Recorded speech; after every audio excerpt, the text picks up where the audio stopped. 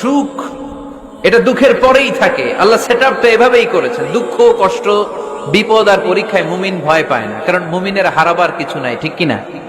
আমাদের জীবনে যদি বিপদ নেমে আসে আমরা কি চিন্তিত হই? কথা বলেন। আমরা তখন সবর করি, কি করি? আর সবরে সওয়াব আছে না নাই?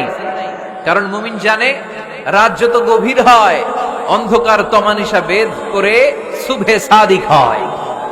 মুমিন জানে গর্ভবতী নারীর পেটের যন্ত্রণা যত বাড়তে থাকে নতুন মেহমান আগমনের সময় ঘনাতে থাকে, ঠিক কিনা?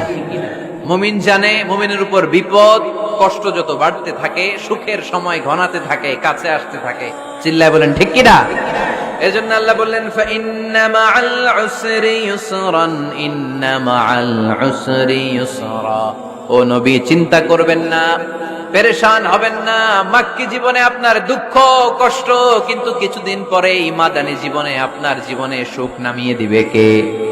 আপনার জীবনে আনন্দের বন্যা বইয়ে দিবে কে? মোটিভেশনাল সূরা, পেইন রিলিভিং সূরা।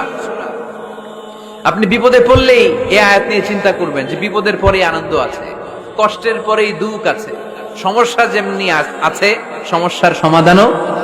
কথা বলেন, সমস্যা যদি থাকে ওইটার সমাধান আছে না নাই? Allah never creates a lock without its key. Allah এমন কোন তালা বানায় নাই যেই তালার জন্য চাবি বানায় নাই, ঠিক কি না? তালা যদি বানায় ওই তালার কি আছে? সমস্যা যদি থাকে ওইটার কি আছে?